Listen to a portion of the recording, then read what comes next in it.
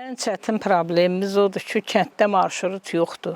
Hardasa biz bir 20 dəqiqəlik yolu, el olur bir gün 5 saat yolda dururuq ki, bir marşrut gəlsin.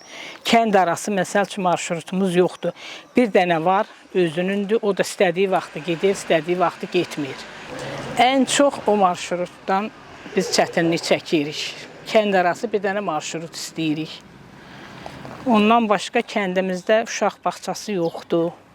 Uşaqlarımıza maşına qoyurlar, pul verirlər, marnolar, çereteli, harasa aparırlar.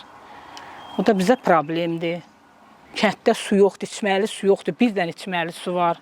El olur bir gün axşama növbəyə dururuq, kəsilir, meşədən gəlir o da, dağdan gəlir. Bu gələn su da ələ-ayağa işlətdiyimiz də quyudan gəlir, duzlu sudur. İnsana çox ziyandır. Məsəl üçün, işsizlikdən çöllərə düşüb kişilərimiz, kimsə Almaniyada, kimsə Tiflisdə, kimsə hardasa Batumda, digər şəhərlərdə alver, nə bilim, mən özəl işlərlə məşğuldular. Bizim də qadınların da çətinliyi odur, bilmir uşağını hara aparsın, bilmir işəm getsin, bilmir suyam getsin.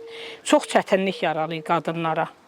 Elektrika Tiflisə gedib gəlirdik, 1 manata məsəl üçün, 1 lariya. Elektrikamızı kəsdilər, malımızı aparırdıq, Tiflisə satırdıq, gəlirdik. Çox asan idi, indi çox çətinləşib biz üçün. Kimin də əsvələ maşını yoxdur, çox çətinlik çəkir.